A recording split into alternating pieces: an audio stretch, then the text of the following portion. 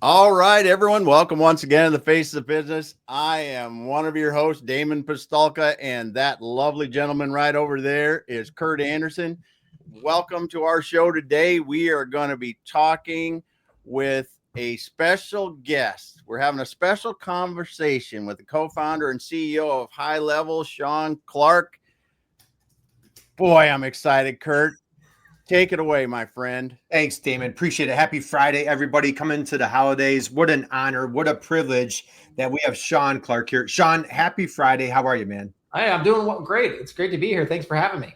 Well, this is an honor. It's a privilege. We're just raving fans of HighLevel. We've had your teammates on the program here. So this is, we've been doing a deep dive with HighLevel on the show here.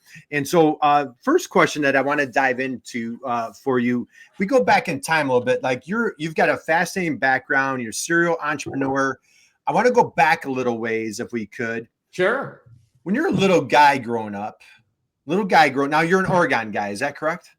An Oregon guy, but Oregon. Thank you for correcting me. Thank you for. He's an East Coast guy. He doesn't know how to say it. I don't. I'm on the wrong. You must be like you got to be east of Denver or something. I'm on the wrong side of this. I got it.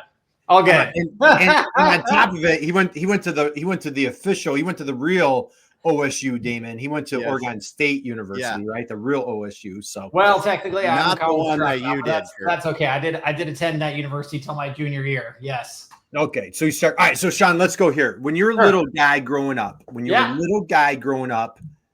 who was your hero? Who did you look up to? Who did you admire? Who was your hero when you were a little guy growing up? My mom. All right, let's hear all about mom. So, only child, single mom. Mechanical engineer, first female graduate in the mechanical engineering program at OSU in the 70s or something, or 60s, can't remember, something. And so just always admired the fact that she was able to provide such a great growing up, and at the same time, was a professional. Got to watch her struggle a lot with what it was like to be a female in a very male-dominated industry. So got really, while I was a white male, I got to see the perspective of, other than what I was going to run into. But I think it was very instructive because it also showed me what just being in a job was like, and, how you could very quickly suffer some pretty extreme consequences based on the actions of others that had really nothing to do with your performance. And so it really spoke volumes to me, both on the consequence side, as well as watching my mom, push through it and get through it. And so to me, that was a pretty amazing, lucky place to grow up. Well, I love it. And I'm sorry, did you mention mom's name, please? Oh, Diana. Yeah, my mom. Diana. So, all right, big shout out to Diana, single mom, engineer, early grad, 70s, it sounds like a pioneer. So she kind of laid the footprint, the inspiration, the work foundation, work ethic. Is that kind of like where 100% real entrepreneurship came from? 100%. Well, entrepreneurship, no, but definitely, working hard, always remembering. She used to tell me, things like, if you're not willing to do the job, someone's always right there to take your place. So definitely put the fear into me early on. And, the entrepreneurship really grew just from the fact that I really tried to figure out how do you square all those things with, a little bit more choice, and certainly the ability to fail on your own, based on your own decisions, more so than just getting a job. Yeah. All right. Awesome. All right. So let's keep the party rolling. So Diana lays a footwork, kind of foundation for you to, really, you've got to, what an inspiration, having a strong mother in that presence there. You go to OSU, and if I understand this correctly, maybe computer science, is that kind of computer science? Yep, that was me. I software engineer, programmer, love writing code. Yep, 100%.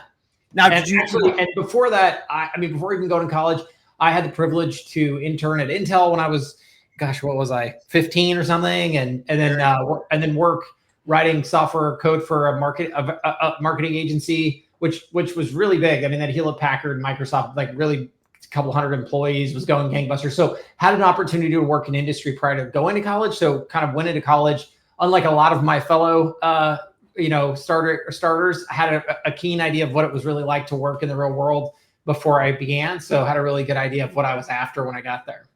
Well, love it. Now, Very cool. so you work at Intel, you had all sorts of, coming out of college, all sorts of choices, Microsoft, internet bubble, is that time, but the internet boom is starting to happen. Yep. What did you see yourself? Like, was it in your DNA? Was it in your blood that you're always going to be an entrepreneur, or were you the accidental entrepreneur? I know you've got a great story coming out of college.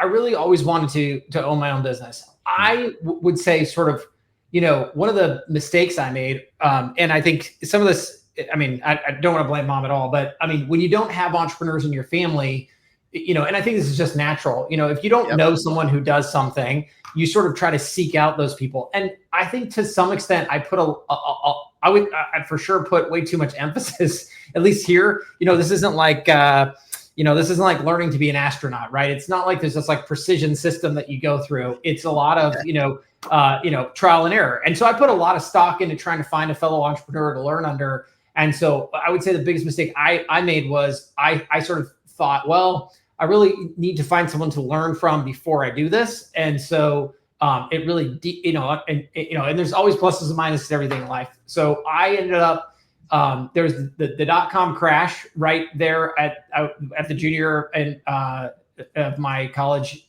career. And I lost my sweet job at the marketing agency because they laid off 100 employees, which is about 50% of their people in one day. Yeah. And I was sort of left jobless. And I sort of went door to door one summer and I sort of said, all right, I'm going to just take a stack of resumes and I'll put McDonald's at the very end of my route and just see what happens in the middle. And I happened to knock on the door of this guy who was transitioning from a residential long distance company, which had 10,000 customers. And he had sort of seen the writing on the wall because back then, if you're old enough, there's these laws where you couldn't buy local from long distance, but now we're really dating ourselves because it's like pre-mobile phones. Yeah. Anyways, all that to say, he saw the end of that and he was going into the answering service business, which at the time was a regional business. And this where at the time, again, old school rules here, long distance rates were insanely expensive. And he had these really great rates with from his long distance business. And he was smart enough to see that he could kind of combine the two together. And so I walked in the door though so he had grown that entire business off the Yellow Pages, which and so his plan at the time was that he was going to rule the world by going after all these answering services and advertising through the Yellow Pages. So I walked in the door and said, "Oh my God, what are you talking about, you idiot? Like, have you ever heard of the internet and websites?" Yeah. And to his credit, I don't think he really believed me at the time, but he said, all right, fine, let's partner up. Let's you do the website thing, I'll do the Yellow Page thing. And we put out a website and, lucky for me, about, I think, August or September, like the month after I went back to college, I was still working with him. And this crazy thing called Google AdWords came out. And, the rest is kind of history. And we went on to dominate that industry. We wrapped it up. We ended up with, a $30 million enterprise with, 5,000 small businesses nationwide, 400 agents, all answering calls inbound at home for plumbers and doctors and lawyers and dentists. And it was a great business and a great experience. I ended up dropping out of college to do that and spent 12 years working near 7 days a week, building that business. So it was a really interesting, experience in that I got a lot of exposure to a lot of business I probably wouldn't have had otherwise, but ended up essentially leaving that business with nothing. And so that was kind of the downside of that experience as well. So kind of a plus and minus there. No. Okay. Man, all right, you piqued my curiosity there. So, Sure. And so we're checking out your LinkedIn. So, again, connect with Shaun here on LinkedIn. Yeah. We're here, founder, CEO of Go HighLevel. We're going to do a deep dive, really plunging into all the value all the solutions that you provide. Now, what's fascinating, it seems like there's a trend with your entrepreneurial journey is with the answering company. It was really helping entrepreneurs to better their business. Right? Oh, I mean, really what I felt, I love that business so much because on one hand, it was the least techie business of all kind of time. Although to be fair, we did some kick-ass things back then. There was no such thing as remote work at the time.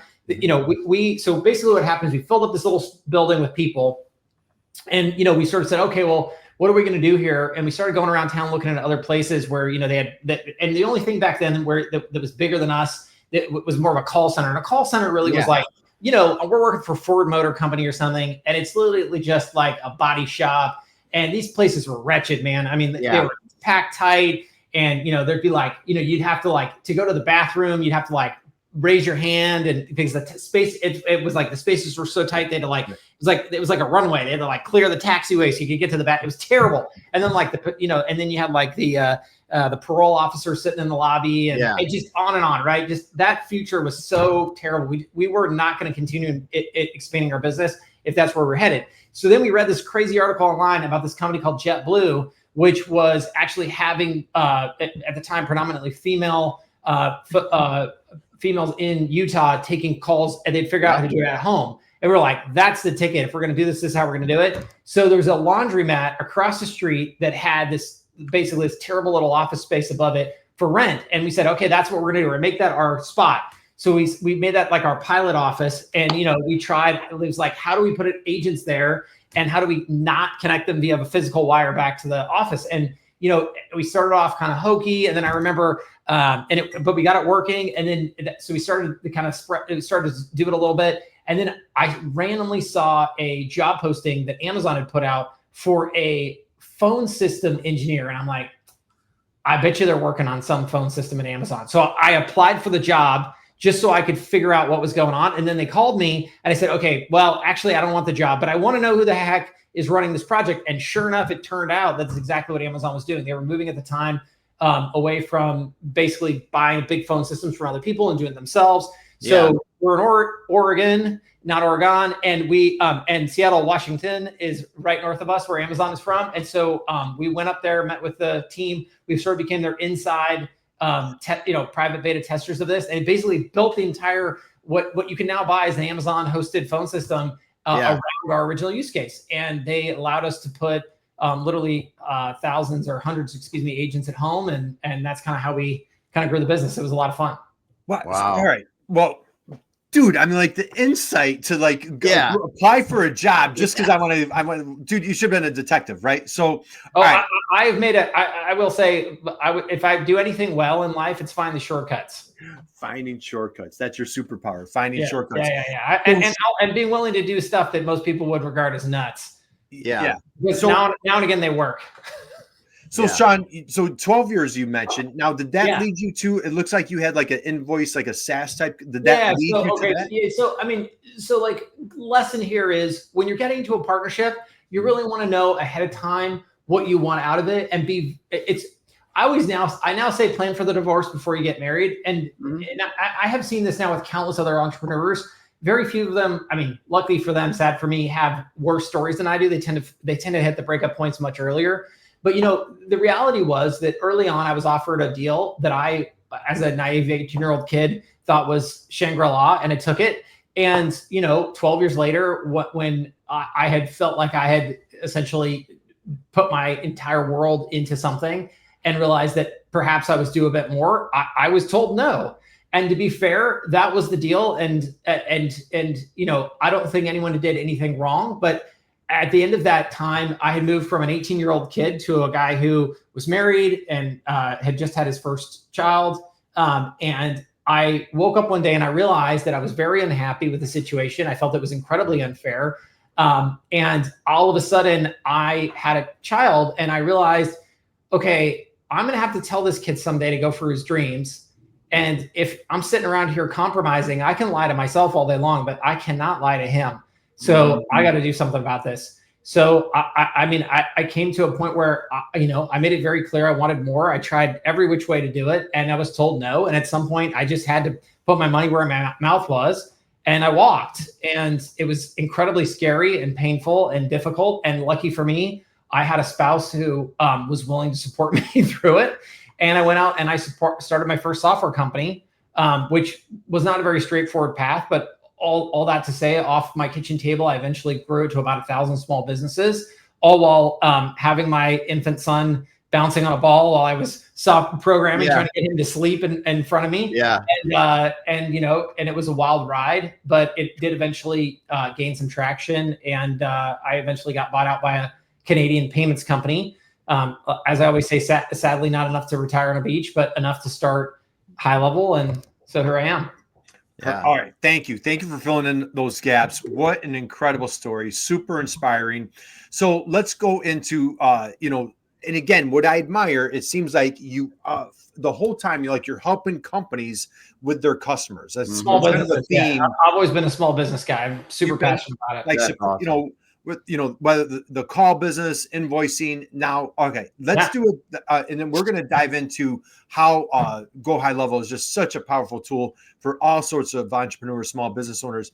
But take us back 2018, I believe, when Go High Level. How did this start? How did it get going? Let's go there. Well, so with InvoiceSherpa, what I had learned was that it was awesome to be an add-on to QuickBooks and Xero, but if you don't have something that stands by on its own, you're just inevitably likely to get replaced. So that was sort of the big lesson I learned there.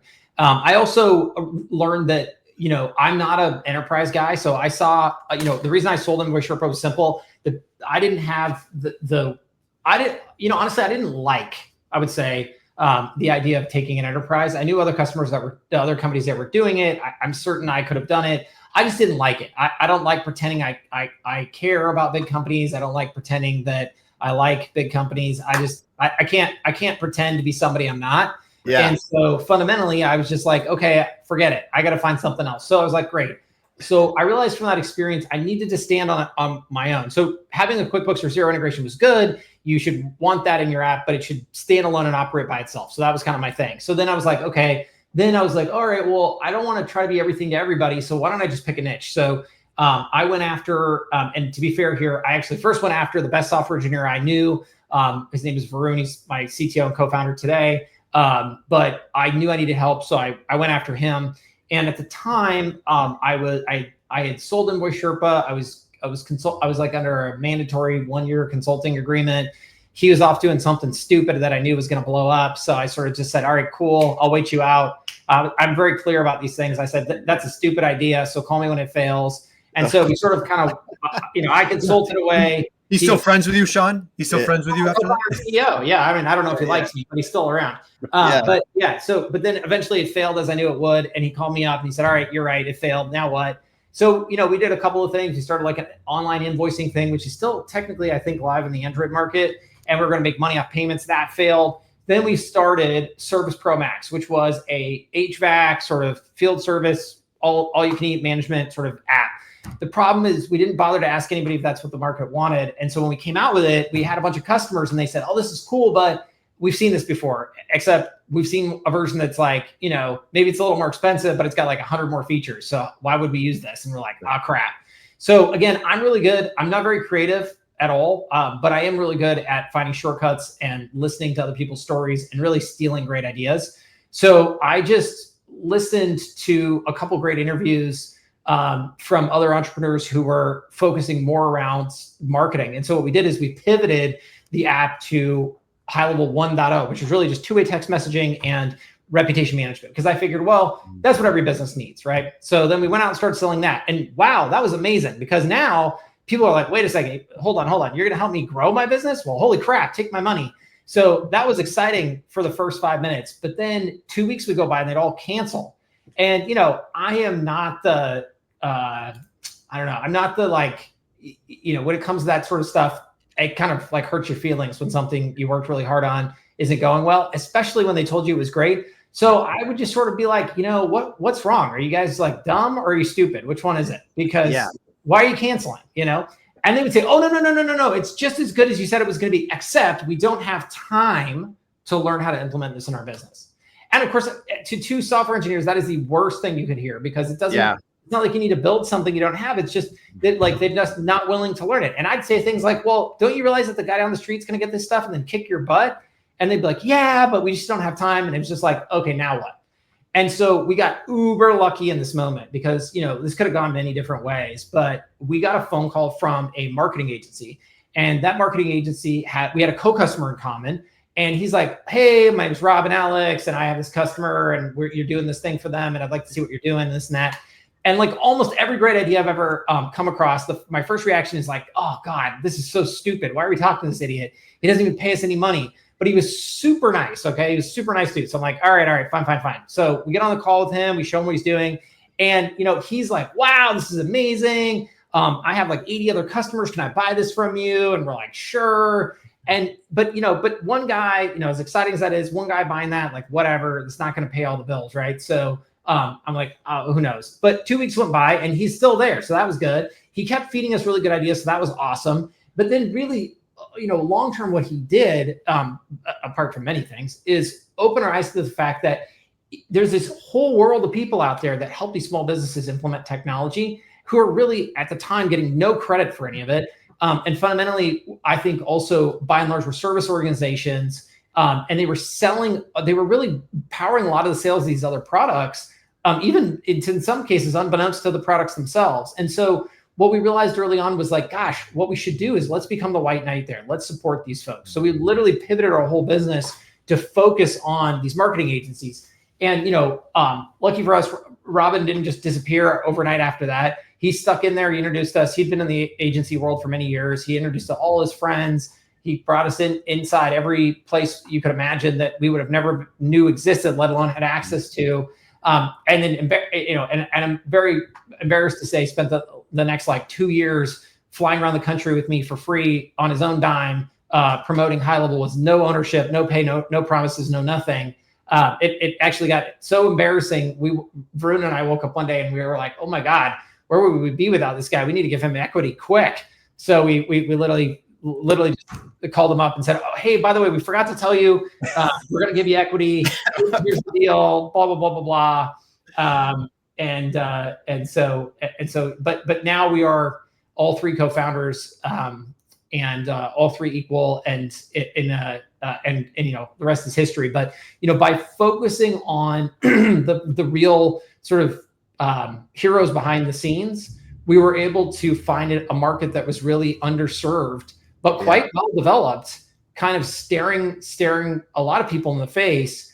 But no product to date had ever said, you know what, we're not going to sell to the plumber and the dentist and the lawyer and the doctor and the marketing agency. We're just going to sell to the marketing agency. And that's truly what has made the world of difference for us.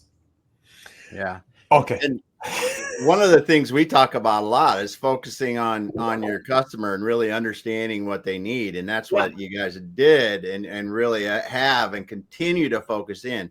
And, the thing that I love about Go HighLevel is your relentless pursuit of helping small businesses, these marketing agencies, deliver world-class solutions to small businesses. Because now what you've done is you've taken what used to cost and be tremendously costly, prohibitive to the dentist on the corner, the stuff that was enterprise level, not just 5 years ago.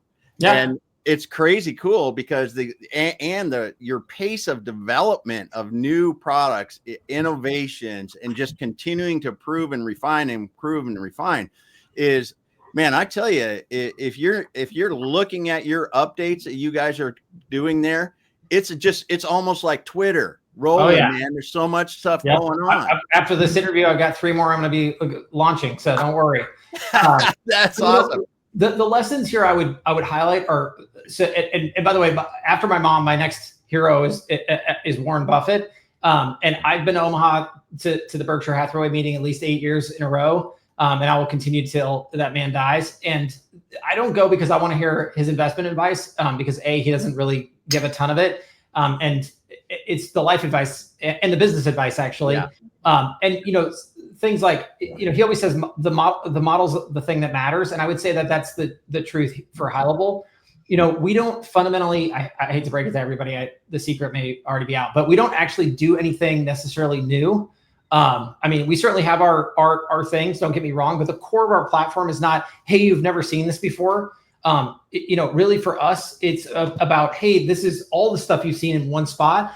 And also the way we go to market with it is, hey, we get it. This stuff's hard. This is like buying a hammer and a saw, but really wanting to build a house, right? Like, who do you want to be in that chain? Do you really want the house? Do you really want to learn how to do the saw? Do you want to learn how to build it? Mm-hmm. Do you want to be somewhere in the middle? And we try to offer options to all those people, but we also understand that most business owners are really good at something else. But it's not that they don't need the house. It's not that they don't need these tools. It's just that they also need someone who can help them take those tools and create those outcomes so that they can continue to do what they do. Like back to the dentist on the corner, I love that example because I always say, look, if you sit down in your dentist chair tomorrow and they say, oh, you know what, before we start drilling your teeth here, I've been learning a ton about funnels and marketing automation and building websites. And, I had to skip out on some, dentistry stuff, but, it's all fine and good, right? And it's like, all right, well, anyways, let's start getting drilling, Yeah. So one of us would be thrilled to hear that. But yet at the same time, do we want to be able to book online? Do we want to be able to read good reviews? Do we want to have a great web experience? On and on and on. Yes. So you need both of these things. And I think that's why you really need to find those people that can help implement those tools. And that's really been the focus of our business. So, it's the models that matter. And then looking at those people and how they were being treated by their vendors, they were just sort of being treated as nice to haves. They weren't being treated as customers. They were really just like, oh, okay, I guess I'll have to deal with these idiots. We took a totally different viewpoint. We're like, all right, these people are the heroes of the story. How do we put them on stage? How do we put a spotlight on them? How do we help them make money? How do we create a business model for them? Like, how do we fix? Because many of them, the traditional agency model is broken all over the place. It's akin to like, I build custom cars for people. Like, there just aren't a lot of people who need a custom car, right? So we help them transition their business model from these bespoke, unscalable services to a very repeatable, technology-led service. And it's a beautiful hybrid, right? They're not selling the tool, they're not selling the service, they're selling the technology-enabled service. And it's allowed them to scale in a tremendous way. But all the way along, it's how do we help these people become winners? Because if we help them win, the small business will win, and we will do just fine. Yeah. All right, this is awesome, Shaun. I want to go back on one thing real quick. Sure. Okay, so you talked about the previous business. What a wonderful experience that you had as far as maybe like what not to do or the challenge that you had with like partnership. You're looking for equity, that type of thing. So maybe I don't know if I'd say like PTSD, but might have been some trust issues. What would you for anybody out there? Because it seems Robin's been on the show, Chase has been on the show. It seems like Robin was just like relentless, for 2 years off the payroll, just really just a huge advocate for you. Go into like the business side of things and like how important. Yeah, sure. So first let's start with Varun because that's important. So the first thing I would say is if you're the original founder of the business, do not give anyone equal control. So from the very first day of Varun, so there's two things. So one is as the first put yourself in your shoes, but then also put yourself in their shoes. So what I learned being in the other shoes is it sucked when I had no way to exit the business. I had no liquidity. And I was basically held hostage for many years with my equity. And I thought that was a terrible way to play. And so what I did with Varun is from the very get-go, I said, listen, here's what you own, here's how you own it. But here's, by the way, when you leave, the day you get pissed off or you're sick of this or you want out, here's what that's going to look like for you. Yeah. And, I did things like say, well, your equity converts to an accounts payable, because the other thing is, fine, you want to leave, that's great. If I keep going and I double the size of the business, you're not getting any of that. Yeah. So I made all of that very, very, very clear from the get-go. I also always had control. And because the worst thing I see all the time is people do 50-50 nonsense. And then they stalemate out and then they fight about it. And then they'll come to us and be like, hey, I want this account. I want that account. And it's like, you know what, guys, until you agree, I'm not helping you because we're not taking sides here. Right. Yeah. So those things are incredibly important. And then like people will come to me all the time, switching to Robin, people will come to me all the time and say, well, how do you find a great co-founder?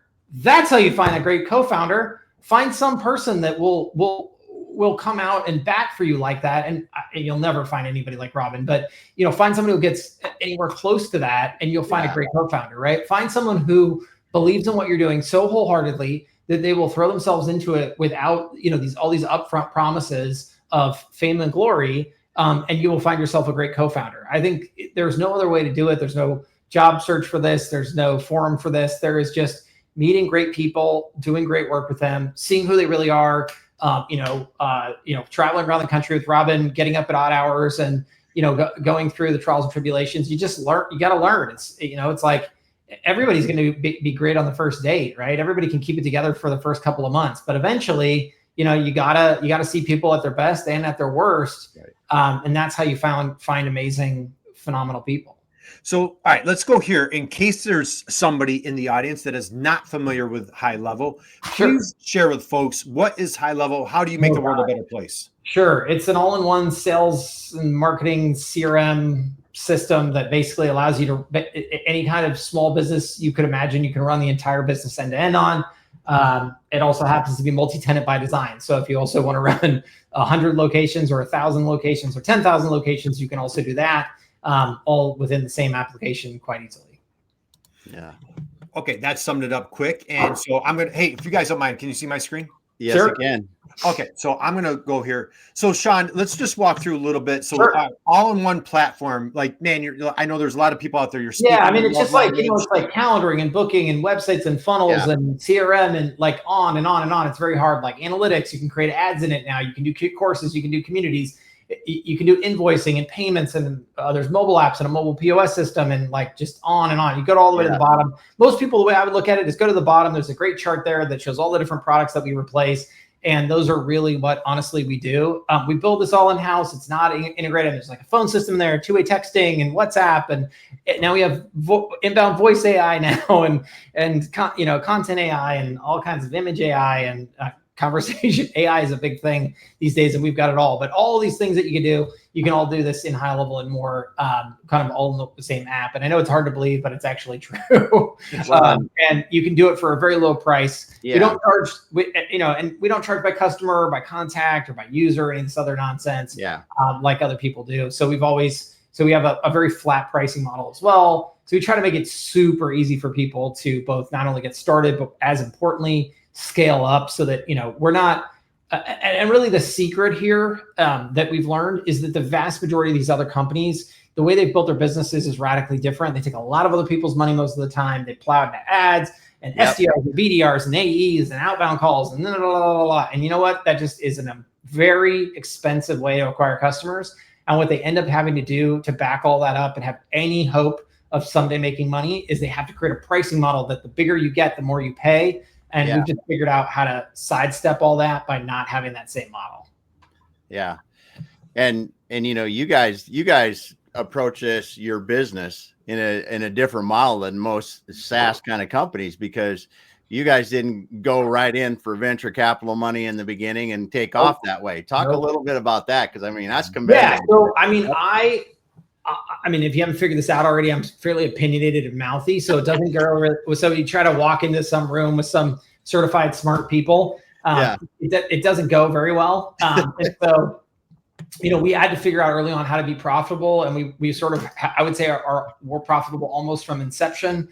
And so, we have raised money from private equity, which for those the uninitiated, it's sort of generally it's supposed to go like angel and then venture capital, and then private equity tends to step in. Private equity firms are basically defined as people who only want to invest in known businesses that they're going to pay a higher, they're going to sort of like get a discount to what, earlier investors would get, but it's primarily because they're investing money in things that are actually fully fleshed out and functional. We sort of skip those first two things. And the other piece of this is, if you're raising money early, you're giving away a ton of equity. And so for us, because we were profitable and had been for years prior to even starting into our first PE round, we in both PE rounds, we have gotten minority investments, which means we still control the company in both cases. And in both cases, these private equity firms are along for the ride.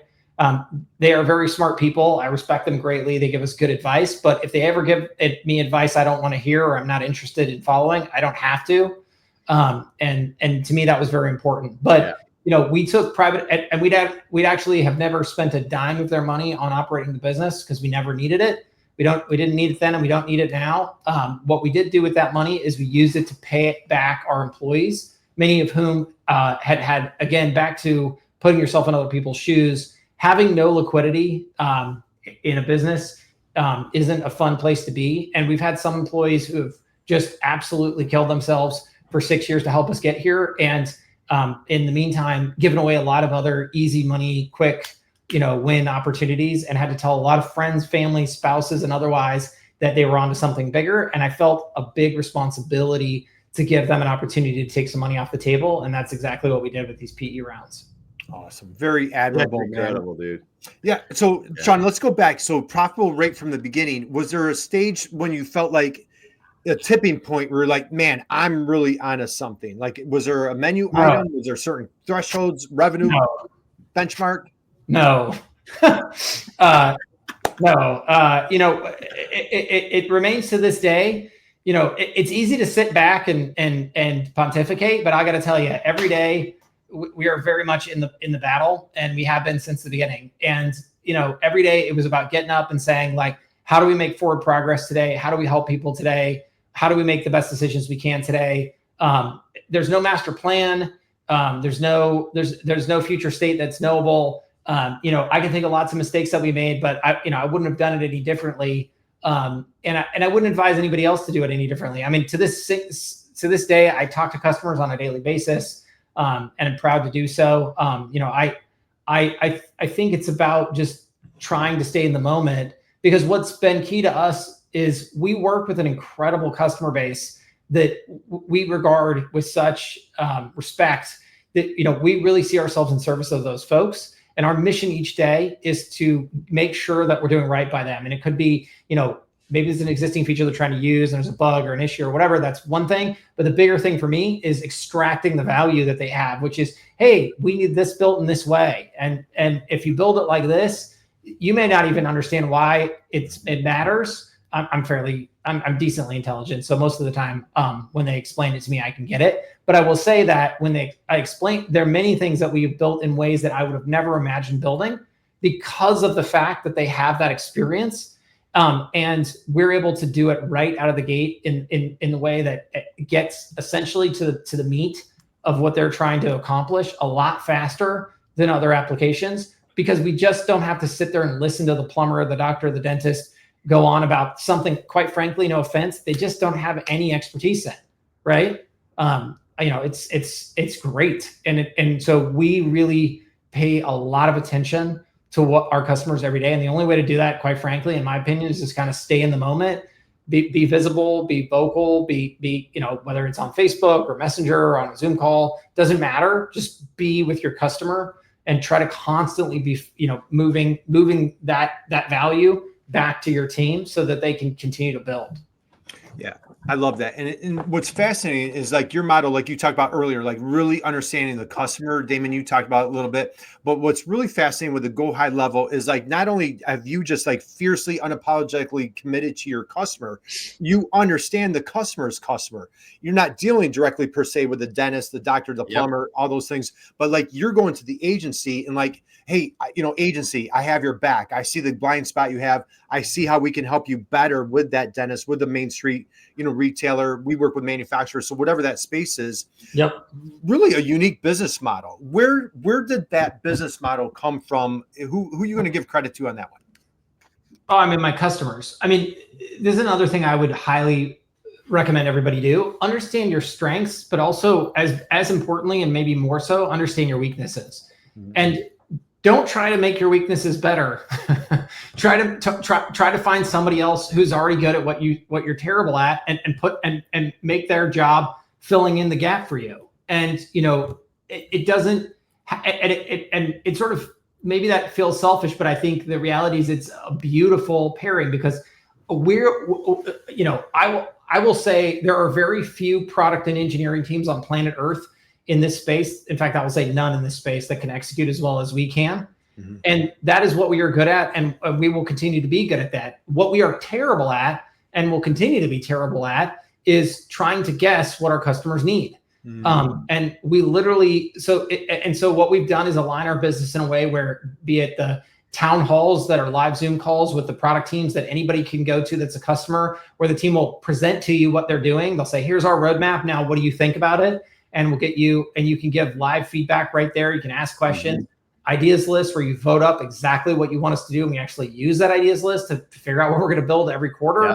Like everywhere along the way, we have a continual feedback loop where we feel like our mission and our job is to just really weed through the feedback and find what really does matter. And look, it's an imperfect system that I'm sure some person, we have lots of people who will complain about it here and there, but the reality is the best system we've seen to date to get that information in. And then our mission is to just build it and put it back out in the world the way that our customers ask for it. That's it. That's how you do it.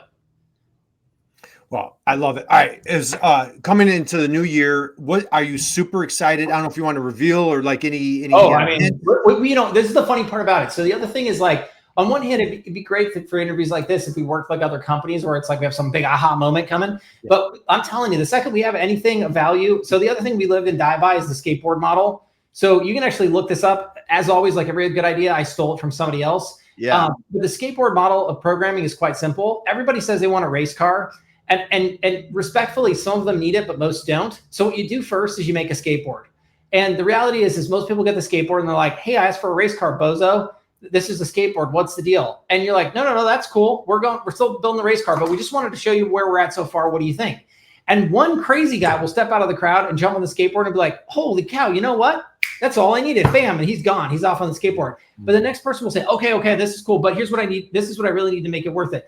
And the skateboard goes to a scooter, goes to a bicycle, right? Goes to a motorcycle, goes to a car. And here's the big difference. All the way along, people use it. And most people, by the time you get to the race car, darn near 90% of people have already left the building with whatever it is that you already built. And then by the time you do get to the race car, I hate to break it to everybody, but race cars are different. You can have the F1 style, or you can have those kind that just go like this and drive in a circle for a couple hours, right? Those are two different types of race cars, and you got to know what it is that you're trying to get to. So if you don't build that way, and you build, you wait till the end and you go, aha, and people are like, what the heck? That's not the race car I was thinking about. Yeah. You've just wasted all that time when you could have been A, giving people something they wanted, and B, getting to the actual end that everybody who really did need the race car was looking for. And so we build that way. So there's nothing that we keep under wraps until for any length of time. So back to your root question, which is what am I excited about? I'm freaking excited about inbound voice AI because as somebody who all the way going back to the answering service days, seeing the power of being able to help small businesses field inbound requests 24/7, 365, AI has now crested it. If you go on and you experience this, we designed this from the very beginning for a very simple purpose. It is a receptionist style implementation. It locks itself, it boxes itself off and says, I refuse to be any more than this. And if you do that, the experience is wildly great because you get exactly what you expect from receptionists, which is they don't answer really complex questions. They will not sit there and conversate with you, but they will tell you, basic things, basic prices, basic services, book appointments, and that's it.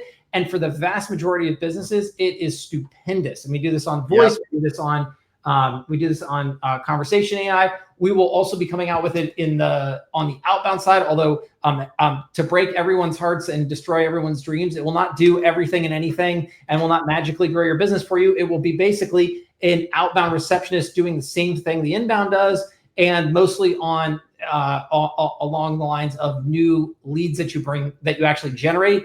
On the outbound side, for the uninitiated, there's a tremendous amount of regulation here. So we're going to be uber careful about it. And there'll be a lot of cowboys. In fact, there was a huge company I don't know if it's been officially announced yet or not, but so I won't say their name, but they were going to be erased out of the existence by the FCC due to the fact that they sort of opened up the lanes and said, oh yeah, let's all go out there and cold call with robots. That's not going to work. But there is a version of this, I think. And again, this goes, it is funny. You go back to all the whiz-bang software in the world. I am telling you, speed to lead wins the day every time. Every small business, anywhere on planet Earth, if somebody raises their hand, if you get back to them in 5 minutes or less and you get them to take the next step in the funnel, you win. Period, full stop. That is how you grow every business every time. I don't care if you sell plumbing services or, fighter jets.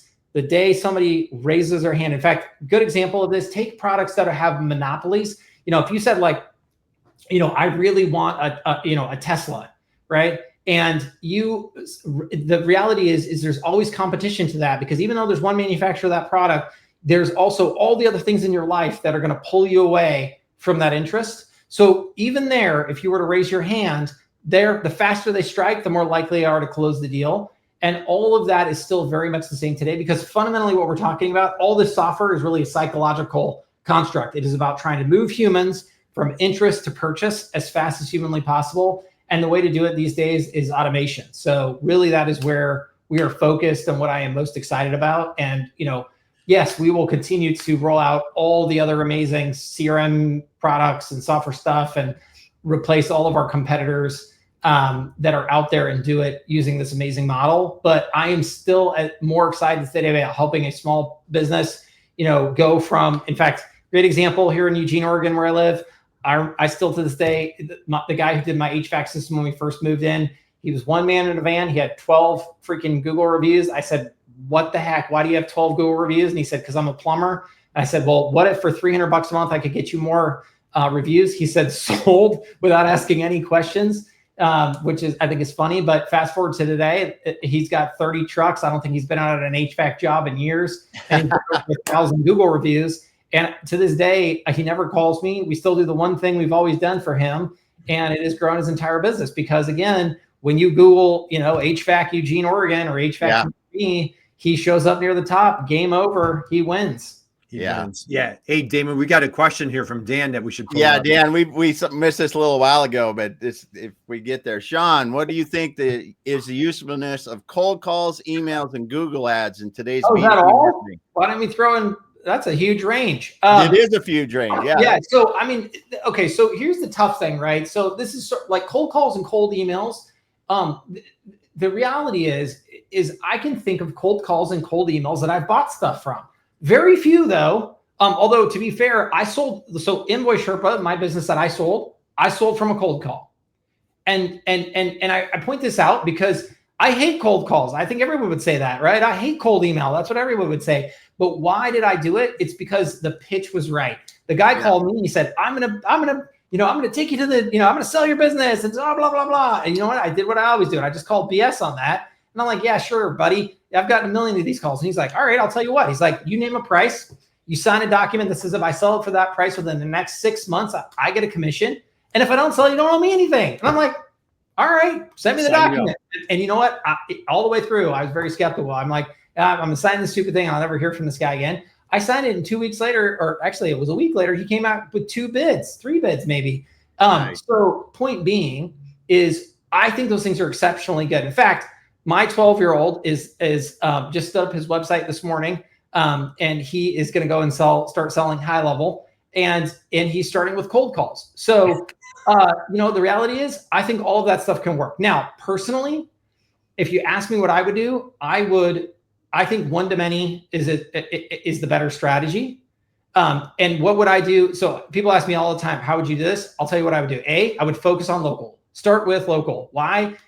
Every local marketing agency I ever spoke with, of which I've spoken to hundreds, if not thousands of agencies, none of them said they had a churn problem. The local guys never said. I would talk to the Facebook ads guy who's like, I'm niche down in dentistry. And you know what? Actually, to be fair to them, I met some really smart, really good, I could see their numbers. They were crushing it. Dentist focused or niche focused people.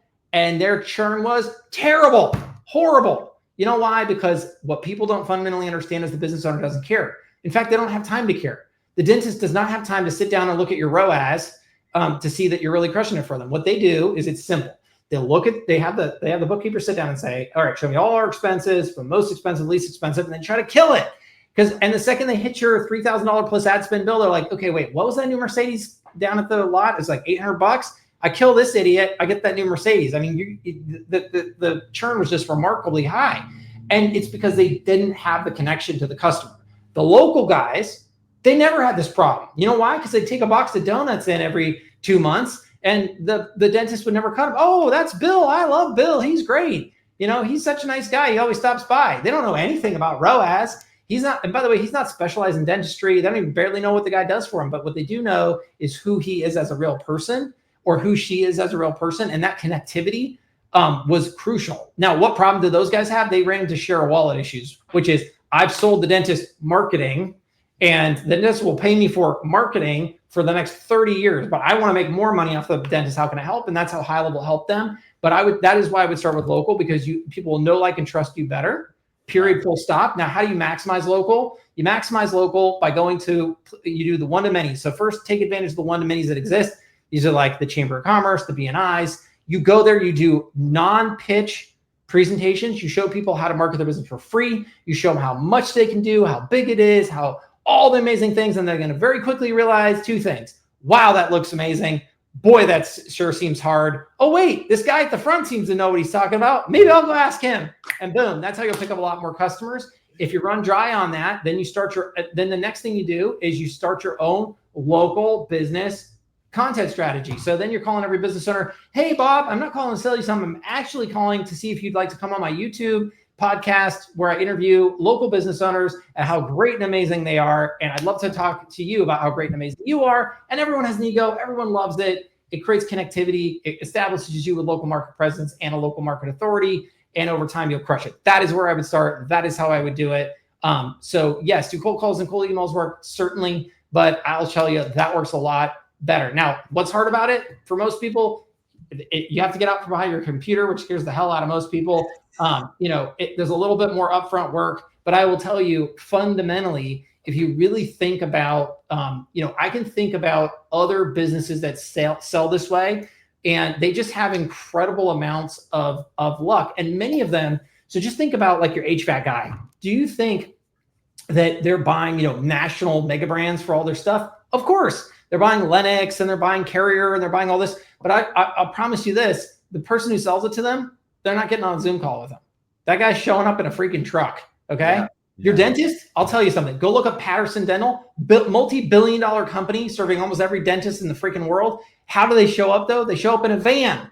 Hi, we're here to drop off your Novocaine and you're this and you're that. As far as the dentist is concerned, it's like the mail person. It's like your local Patterson dude or lady or whatever, right? It's a local sale. Even though you can roll it up to a really big billion-dollar business, it's a local sale, and that's where everybody else should get started. And for those of you who have some innate fear that if you dominate your local area, you can never go away from that, I rest assured, if you dominate, Cincinnati, Ohio, I can show you how to take on the world after that. But most people just refuse to start local. And as a result, they get off on these big tangents where it's like, if I don't dominate the world of dental, I lose. It's like, no, come on. Like, I'll show you how to be a millionaire just dominating your local market. And then you can go worldwide after that. But everybody, if they just start local, and then what do I sell? You start simple, for gosh sakes. Had the same conversation with my 12-year-old. Don't sell websites or any of that. First of all, don't sell features, sell outcomes. Businesses don't want websites. They want Google reviews. They want to rank higher on Google. They want more customers, right? What did I do for Alpine, the HVAC guy? That's what I did for him. Now, lucky for me, he's smarter than I am and he understands the value. So I didn't have to really make a sale. But that's the whole point. Reviews, put him at the top of Google. You got him a lot more customers and it built this whole business. That's what you're selling to people. You're selling outcomes.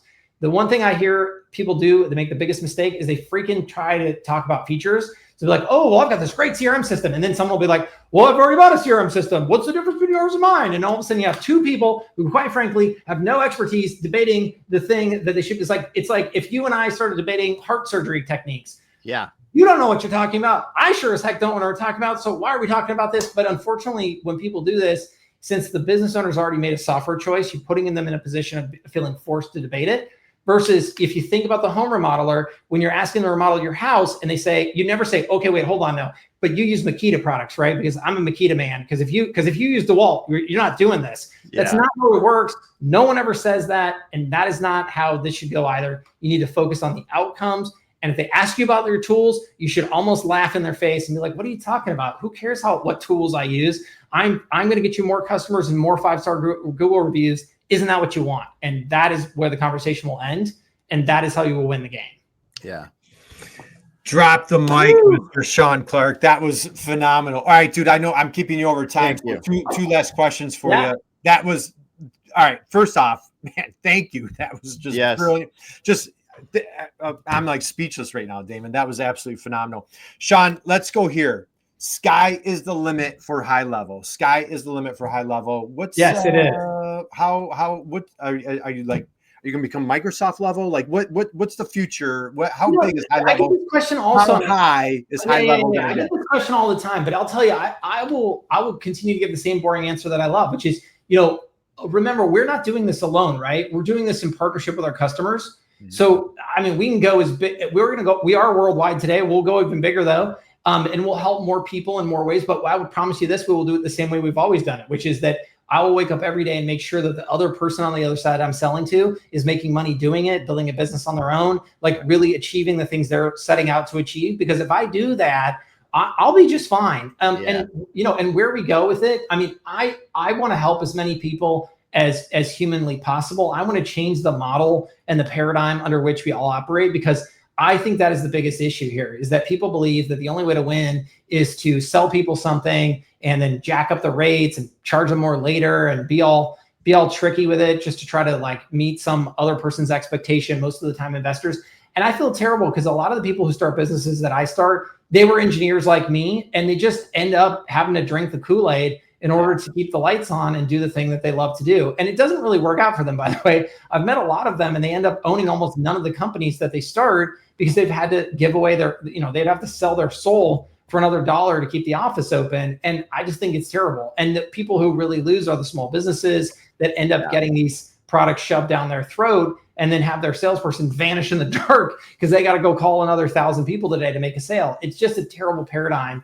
And I know it can be different. I know it can be better. So as long as that model holds up, I'll be right here and we'll continue to push this out and expand the product and help more people. Well, love it. Great, phenomenal answer. I appreciate it. Last question for you. And for your 12-year-old's name, please. What's your 12-year-old's name? Jefferson or Diana, any entrepreneurs out there, regardless of what age they are, best business advice that you've ever received or that you would like to pass along? Well, there's two pieces. It depends if you're young or not. So if you're young, start early. But if you're old and you haven't started yet, don't worry, because I didn't start until really probably in earnest until I was 30 something. But I would also just argue, the other big thing is, you listen to interviews like this, and I've been so fortunate in my success, but I've also had a multitude of many failures. And the reality is, but they were never really failures because I never quit. You just sort of say like, oops, that didn't work, and you learn something from it. And I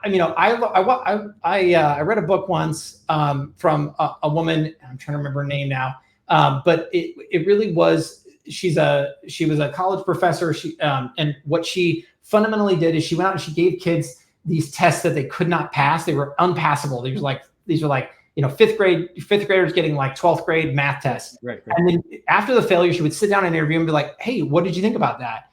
And she would get two sort of lanes of responses. Some people would say, oh, I'm just an idiot. I'm a loser. I'm just never going to go anywhere. And then the other kids, and remember, everybody failed. But then the other lane of response was, I'd really love to learn like more about this. I'd love to get good at it. I'd love to understand how to pass it next time, whatever. And then she followed these people out 30 years, and literally to the person, the people who sort of saw the failure of the test as a failure of themselves, they failed in life. Their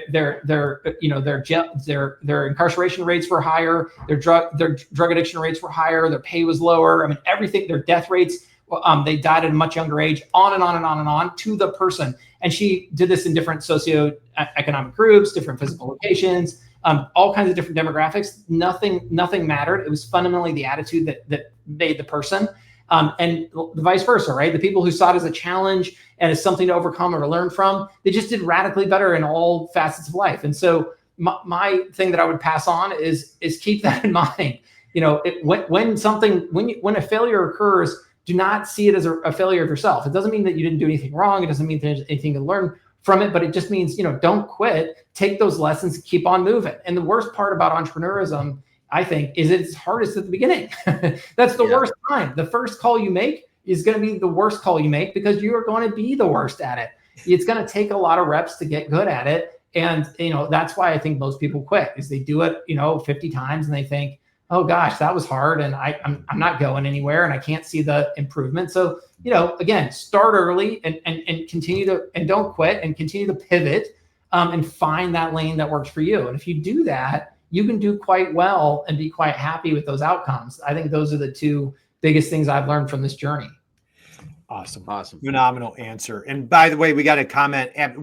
People love your poster. I'm sure you get comments on your other podcasts. So love the Casablanca over your shoulder. Oh yeah. I do this just so that, if you listen to me and you hate everything about me and you think I'm the ugliest person you've ever seen, at least I've got a good background. At least you got Humphrey. Yeah. At least you got Humphrey Bogart over your That's shoulder. Right. See, he pulls me through.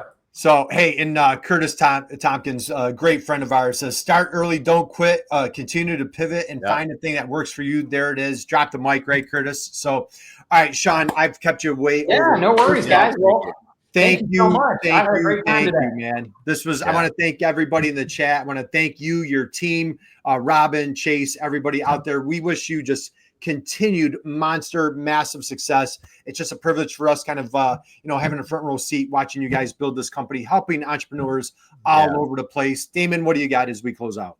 All right. I'm going to take us home here. Curt, thanks so much, Sean, for being here today. God, just a master class in entrepreneurship, and love hearing what you guys are doing there at HighLevel and what you're continuing to do.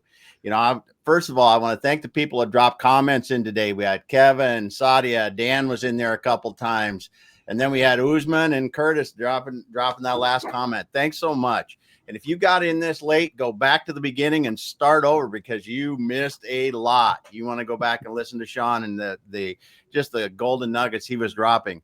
So thanks everyone for being here. This is officially our last show of the year. So whatever holiday you're celebrating, we wish you it's a wonderful, incredible, amazing holiday. Happy New Year to everybody. Sean, thank you for closing out this year with us. And again, we're just raving fans. Connect with Sean on LinkedIn, connect with his team on LinkedIn. If you're struggling with your marketing, cold calls, any of these other things, and check out Go HighLevel. And I'm telling you, it takes you to the next level, pun intended. So, all right. All Sean, right. thank you, brother. Hey, thanks, guys. We're done. Bye, everybody. Now we'll finish offline. All right.